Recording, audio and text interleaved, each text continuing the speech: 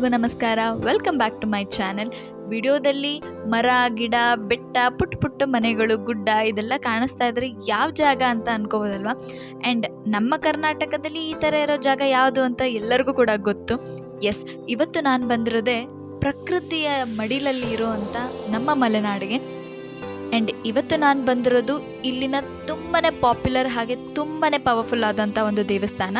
And ಈ ಜಾಗ ಮುಂಚೆ ಹೇಗಿತ್ತು ಆ್ಯಂಡ್ ಈಗಿನ ಕರೆಂಟ್ ಸಿಚುಯೇಷನ್ ಹೇಗಿದೆ ಅನ್ನೋದನ್ನು ಕಂಪ್ಲೀಟಾಗಿ ನಾನು ನಿಮಗೆ ಈ ವಿಡಿಯೋದಲ್ಲಿ ಕೊಡ್ತೀನಿ. ಸೊ ಮಿಸ್ ಮಾಡದೆ ವಿಡಿಯೋನ ಕೊನೆ ತನಕ ನೋಡಿ. Once again welcome back to my channel.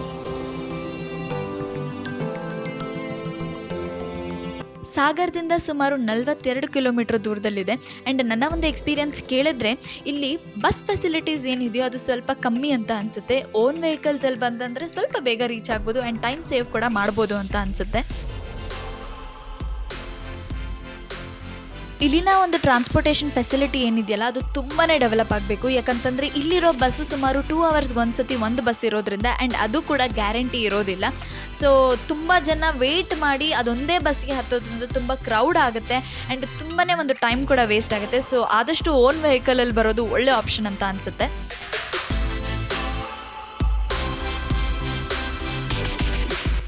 ಈಗ ಏನು ನೋಡ್ತಾ ಇದ್ದೀರಾ ಅಲ್ವಾ, ಇದು ಶರಾವತಿಯ ಬ್ಯಾಕ್ ವಾಟರ್ಸ್. ಸೊ ಈ ಬ್ಯಾಕ್ ವಾಟರ್ಸ್ನ ಕ್ರಾಸ್ ಮಾಡಿ ನಾವು ಸಿಗಂದೂರೇಶ್ವರಿ ದೇವಸ್ಥಾನಕ್ಕೆ ಹೋಗಬೇಕು. ಆ್ಯಂಡ್ ಈಗ ಇಲ್ಲಿ ಏನು ನೋಡ್ತಾ ಇದ್ದೀರಾ ಅಲ್ವಾ, ಇದು ಬ್ರಿಡ್ಜ್ ಕನ್ಸ್ಟ್ರಕ್ಷನ್. ಸೊ ಕರೆಂಟ್ ಸಿಚುಯೇಷನಲ್ಲಿ ಇಲ್ಲಿ ಬ್ರಿಡ್ಜ್ ಕನ್ಸ್ಟ್ರಕ್ಷನ್ ನಡೀತಾ ಇದೆ ಆ ಶರಾವತಿ ಬ್ಯಾಕ್ ವಾಟರ್ಸಲ್ಲಿ. ಆ್ಯಂಡ್ ಇನ್ನೂ ಒಂದು ಅಬ್ಸರ್ವ್ ಮಾಡಿದ್ರೆ ಇಲ್ಲಿನ ವಾಟರ್ ಲೆವೆಲ್ ಕೂಡ ಕಮ್ಮಿ ಆಗಿದೆ. ಈ ವಿಡಿಯೋ ಶೂಟ್ ಮಾಡಿ ಸುಮಾರು 1 ಮಂತ್ ಬ್ಯಾಕ್ ಆಗಿದೆ. ಬಟ್ ನನಗೆ ನ್ಯೂಸಲ್ಲಿ ತಿಳಿದಿರೋ ಪ್ರಕಾರ ಈಗಿನ ವಾಟರ್ ಲೆವೆಲ್ ಇನ್ನೂ ಡೌನ್ ಆಗಿದೆ ಅಂತ ಕೂಡ ಗೊತ್ತಾಯಿತು.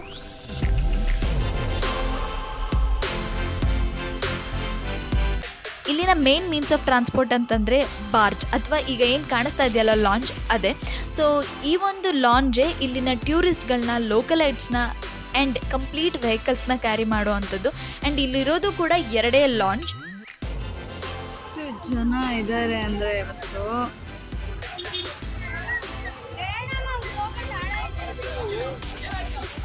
ಆ್ಯಂಡ್ ಅದೇ ಬ್ರಿಡ್ಜ್ ಕನ್ಸ್ಟ್ರಕ್ಷನ್ ಆಗ್ತಿರೋದು.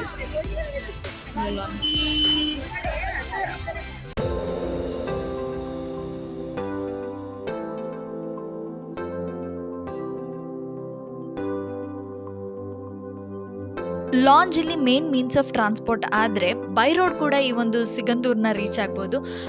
ನಾಗೋಡಿ, ಕೊಲ್ಲೂರು ಅಥವಾ ಮಂಗಳೂರು ಈ ರೂಟಿಂದ ಬರೋರಾದರೆ ಬೈ ರೋಡ್ ಕೂಡ ಇಲ್ಲಿಗೆ ಬರ್ಬೋದು. ಬಟ್ ಈ ದೇವಸ್ಥಾನಕ್ಕೆ ಹೋಗೋದಕ್ಕೆ ಈ ಲಾಂಜ್ ಎಕ್ಸ್ಪೀರಿಯನ್ಸ್ ಏನಿದೆಯೋ ಇದು ಒಂದು ಆ್ಯಡ್ ಆನ್ ಅಂತಲೇ ಹೇಳ್ಬೋದು. ಸೊ ಇಲ್ಲಿ ಸುತ್ತಮುತ್ತ ಬ್ಯಾಕ್ ವಾಟರ್ಸ್ನ ವ್ಯೂ, ಆ ಸುತ್ತಮುತ್ತ ಇರೋ ಕಾಡನ್ನು ನೋಡೋದೇ ಒಂದು ಒಳ್ಳೆ ಎಕ್ಸ್ಪೀರಿಯನ್ಸ್. ಅದಕ್ಕೋಸ್ಕರನೇ ಸುಮಾರು ಜನ ಈ ಒಂದು ಲಾಂಜ್ನೇ ಪ್ರಿಫರ್ ಮಾಡ್ತಾರೆ.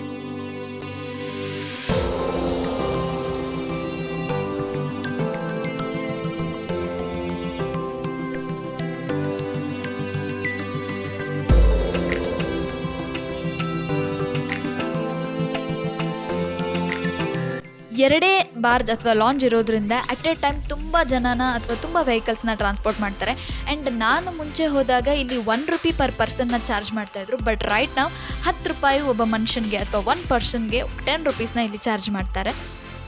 ಸುಮಾರು ಒಂದು 45 ಮಿನಿಟ್ಸ್ನ ಫೆರಿ ರೈಡ್ ಇದು. ಸೊ ಒಂದು ದಡದಿಂದ ಮತ್ತೊಂದು ದಡಕ್ಕೆ, ಅಂದರೆ ಈ ದಡದಿಂದ ಸಿಗಂದೂರಿಗೆ ಹೋಗಬೇಕಂತಂದರೆ 2.5 ಕಿಲೋಮೀಟರ್ಸ್ ಅಷ್ಟು ಒಂದು ಶರಾವತಿಯ ಬ್ಯಾಕ್ ವಾಟರ್ಸ್ ಮೇಲೆ ಟ್ರಾವೆಲ್ ಮಾಡಬೇಕು ಈ ಒಂದು ಫೆರಿ ರೈಡಲ್ಲಿ.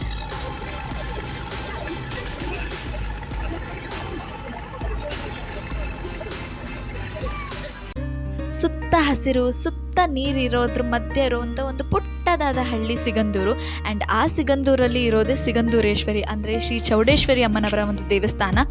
ಸಿಗಂದೂರಿನ 3 ಸೈಡು ಕೂಡ ಲಿಂಗನಮಕ್ಕಿ ಡ್ಯಾಮ್ನ ಬ್ಯಾಕ್ ವಾಟರ್ಸಿಂದ ಕವರ್ ಆಗಿದೆ. ಅಂದರೆ ಶರಾವತಿ ನದಿಗೆ ಅಡ್ಡವಾಗಿ ಕಟ್ಟಿರೋ ಲಿಂಗನಮಕ್ಕಿ ಡ್ಯಾಮ್ ಅಲ್ಲಿ ಹರಿತಾ ಇರೋ ಬ್ಯಾಕ್ ವಾಟರ್ಸೇ ಇವಾಗ ನೀವು ನೋಡ್ತಿರೋ ನೀರಿದು. ಸೊ ಸುತ್ತ 3 ಸೈಡು ನೀವು ನೀರನ್ನೇ ನೋಡ್ಬೋದು.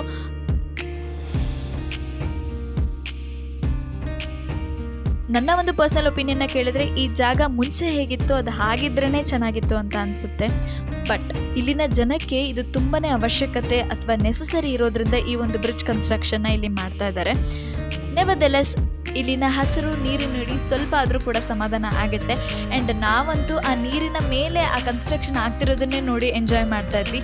ಎನಿವೇಸ್ ಇಟ್ಸ್ ಟೋಟಲಿ ಕಾಂಪ್ರಮೈಸ್ ಅಲ್ವಾ.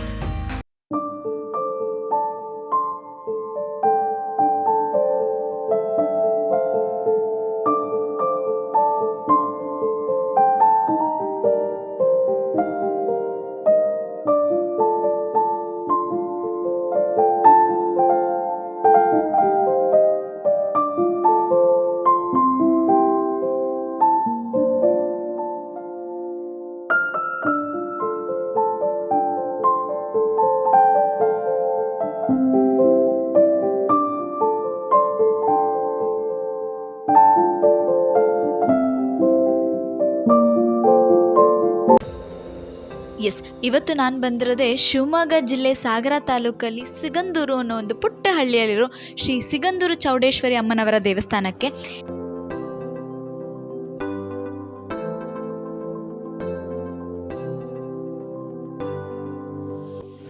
ಚೌಡೇಶ್ವರಿ ದೇವಾಲಯ ಅಂತ ಹೇಗೆ ಕರೀತಾರೋ ಇಲ್ಲಿನವರು ಇದನ್ನು ಸಿಗಂದೂರೇಶ್ವರಿ ದೇವಸ್ಥಾನ ಅಂತ ಕರೀತಾರೆ. ಸುಮಾರು 300 ವರ್ಷಗಳ ಹಳೆಯ ದೇವಸ್ಥಾನ ಇದು. ಅಫ್ಕೋರ್ಸ್ ಈಗ ತುಂಬಾ ಡೆವಲಪ್ ಮಾಡಿದ್ದಾರೆ, ಬಿಕಾಸ್ ತುಂಬಾ ಫೇಮಸ್ ಆಗಿರೋದ್ರಿಂದ ಪ್ರಾಪರ್ ಫೆಸಿಲಿಟೀಸ್ನ ಕೊಡೋದಕ್ಕೆ ಪ್ರೊವೈಡ್ ಮಾಡಿದ್ದಾರೆ. ಸುತ್ತಮುತ್ತ ನೋಡ್ಬೋದು ಕೂಡ, ಆದರೂ ಕೂಡ ಇನ್ನೂ ಒಂದಷ್ಟು ಫೆಸಿಲಿಟೀಸ್ ಇಂಪ್ರೂವ್ ಆಗ್ಬೋದು ಅಂತ ಕೂಡ ಅನಿಸುತ್ತೆ.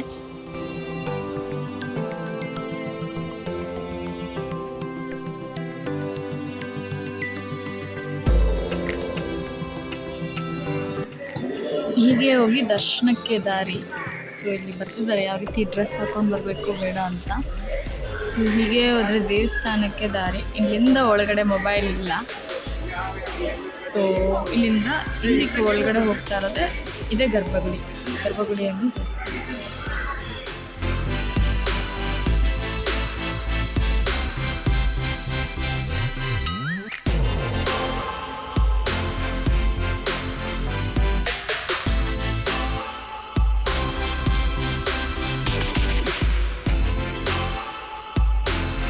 ಕ್ವಾರ್ಟರ್ಸ್ ಇರೋದು ಇದು ದೇವಸ್ಥಾನ. ಇದರ ಮುಂದೆ ಇರೋದೆ ಅನ್ನಪ್ರಸಾದ ನಿಲಯ.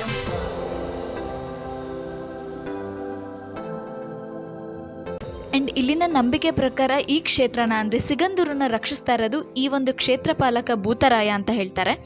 ಸೊ ಇದು ದೇವಸ್ಥಾನ. ಇಲ್ಲೇ ಕ್ಷೇತ್ರ ಪಾಲಕ ಶ್ರೀ ಭೂತರಾಯನ ಗುಡಿ ಇದೆ.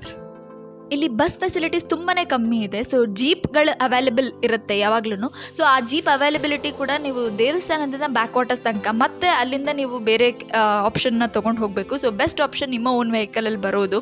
ಸೊ ಅಲ್ಲಿವರೆಗೂ ಬಸ್ ಬರೋವರೆಗೂ ಇಲ್ಲಿ ಒಂದು ಪುಟ್ಟ ಅಂಗಡಿಗಳಿರ್ತವೆ. ಸೊ ಅಲ್ಲಿ ಕೂಡ ಟೈಮ್ ಸ್ಪೆಂಡ್ ಮಾಡ್ಬೋದು. ಆ್ಯಂಡ್ ಈ ಒಂದು ದೇವಸ್ಥಾನದ ಒಂದು ಪುಟ್ಟ ಕತೆ ಏನಂತಂದರೆ, ಶೇಷಪ್ಪ ಅನ್ನೋ ಒಬ್ಬ ಬೇಟೆಗಾರ ಕಾಡಿಗೆ ಹೋದಾಗ ಅವನು ಕಳೆದೋಗ್ತಾನೆ. ಆಗ ಅವನ ಕನಸಿನಲ್ಲಿ ದೇವಿ ಪ್ರತ್ಯಕ್ಷ ಆಗಿ ಈ ಒಂದು ಜಾಗದಲ್ಲೇ ನನಗೆ ದೇವಸ್ಥಾನ ಕಟ್ಟಿಸ್ಬೇಕು ಅಂತ ಹೇಳಿ ಮತ್ತೆ ಆ ಒಂದು ಶೇಷಪ್ಪ ಅವನು ಊರಿಗೆ ಬಂದು ದುಗ್ಗಜ್ಜ ಅನ್ನೋ ಒಬ್ಬ ಬ್ರಾಹ್ಮಣನ ಹತ್ರ ಬಂದು ಮಾತಾಡಿ ಹೇಳಿದಾಗ ಅವರಿಬ್ಬರು ಸೇರಿ ಕಟ್ಟಿಸಿದಂಥ ದೇವಸ್ಥಾನ ಇದು.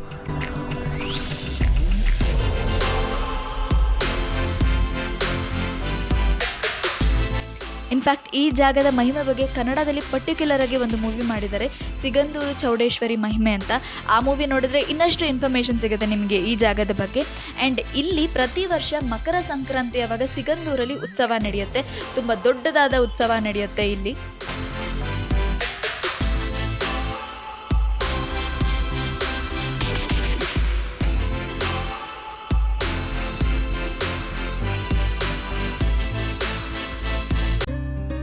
ಮಲೆನಾಡಿನ ಪ್ರಕೃತಿಯ ಮಡಿಲಲ್ಲಿ ತುಂಬ ಆರಾಮಾಗಿ ನೆಲೆಸಿರುವಂಥದ್ದು ಶ್ರೀ ಸಿಗಂದೂರು ಚೌಡೇಶ್ವರಿ ದೇವಸ್ಥಾನಕ್ಕೆ ಬಂದು ದೇವರ ದರ್ಶನ ಮಾಡೋದು ಒಂದು ರೀತಿಯ ಸಂತೋಷ ಅಂತ ಆದರೆ, ಈ ದೇವಸ್ಥಾನಕ್ಕೆ ಹೋಗೋ ದಾರಿ ಇದೆಯಲ್ಲ ಅದು ಒಂದು ಬೇರೆ ಲೆವೆಲ್ನ ಸಂತೋಷ ಅಂತ ಅನಿಸುತ್ತೆ. ಅಫ್ಕೋರ್ಸ್ ಫೋಟೋ ವಿಡಿಯೋ ಅದನ್ನು ಅಷ್ಟು ಜಸ್ಟಿಸ್ ಮಾಡದೆ ಹೋದ್ರೂ ಇಲ್ಲಿ ಬಂದು ಎಕ್ಸ್ಪೀರಿಯನ್ಸ್ ಮಾಡಿರೋರಿಗೆ ಗೊತ್ತಿರುತ್ತೆ ಅದರ ಅನುಭವ.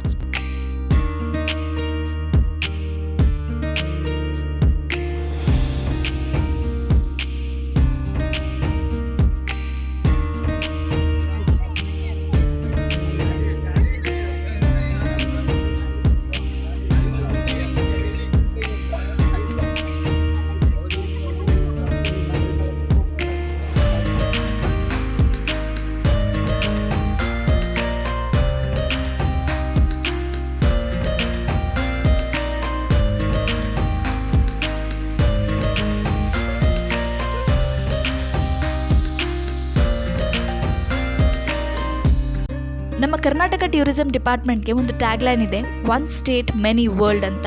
ಇದು ಅಕ್ಷರ ಸಹ ನಿಜ ಅಂತ ಅನಿಸುತ್ತೆ. ಬಿಕಾಸ್ ನಮ್ಮ ಕರ್ನಾಟಕದಲ್ಲಿ ತುಂಬಾ ವೆರೈಟೀಸ್ ಆಫ್ ಜಾಗಗಳಿದೆ.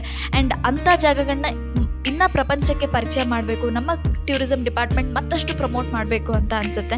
ಅಫ್ಕೋರ್ಸ್ ಅವ್ರಿಗೂ ಕೂಡ ಭಯ ಇರುತ್ತೆ, ನಾವು ಅದನ್ನು ಆ್ಯಸ್ ಅ ಪಬ್ಲಿಕ್ ಎಷ್ಟು ರೆಸ್ಪಾನ್ಸಿಬಲ್ ಆಗಿ ನೋಡ್ಕೋತೀವಿ ಅಂತ. ಸೊ ಆದಷ್ಟು ರೆಸ್ಪಾನ್ಸಿಬಲ್ ಆಗಿರೋಣ ಎಲ್ಲ ಜಾಗಗಳಿಗೂ ಹೋದಾಗ, ಆದಷ್ಟು ಹಸಿರನ್ನು ಉಳಿಸಿ ಹಸಿರನ್ನು ಬೆಳೆಸಿ ಅಂತ ಹೇಳ್ತಾ, ಐ ಹೋಪ್ ನಿಮ್ಮೆಲ್ಲರಿಗೂ ಈ ಒಂದು ಪುಟ್ಟ ವಿಡಿಯೋ ಇಷ್ಟ ಆಯಿತು ಅಂತ ಅನ್ಕೋತೀನಿ. ಇಷ್ಟ ಆದರೆ ಲೈಕ್, ಶೇರ್ ಮತ್ತು ಸಬ್ಸ್ಕ್ರೈಬ್ ಮಾಡೋದನ್ನು ಮರಿಬೇಡಿ. ಆದಷ್ಟು ನಮ್ಮ ಕರ್ನಾಟಕದ ಬಗ್ಗೆ ಎಲ್ಲರಿಗೂ ತಿಳಿಸೋಣ ಅಲ್ವಾ. ಆ್ಯಂಡ್ ಎಸ್, ನಿಮಗೆ ಹೇಗೆ ಅನ್ನಿಸ್ತು ಈ ವಿಡಿಯೋನ ಅನ್ನೋದನ್ನು ಕಮೆಂಟ್ ಮಾಡಿ ಕೂಡ ತಿಳಿಸಿ. ಆ್ಯಂಡ್ ಮುಂದಿನ ವಿಡಿಯೋದಲ್ಲಿ ನಾನು ನಿಮಗೆ ಸಿಗ್ತೀನಿ. ಮುಂದೆ ಕೂಡ ನಿಮಗೆ ಮಲೆನಾಡಲ್ಲಿ ಒಂದಷ್ಟು ಅನ್ಎಕ್ಸ್ಪ್ಲೋರ್ಡ್ ಜಾಗಗಳ ಬಗ್ಗೆ ನಾನು ನಿಮಗೆ ತಿಳಿಸೋದಕ್ಕೆ ಪ್ರಯತ್ನ ಮಾಡ್ತೀನಿ. ಅಲ್ಲಿವರೆಗೂ thank you so much for watching this video. ಇದೇ ಥರ ಸಪೋರ್ಟ್ ಮಾಡ್ತಾ ಇರಿ. ನಮಸ್ಕಾರ.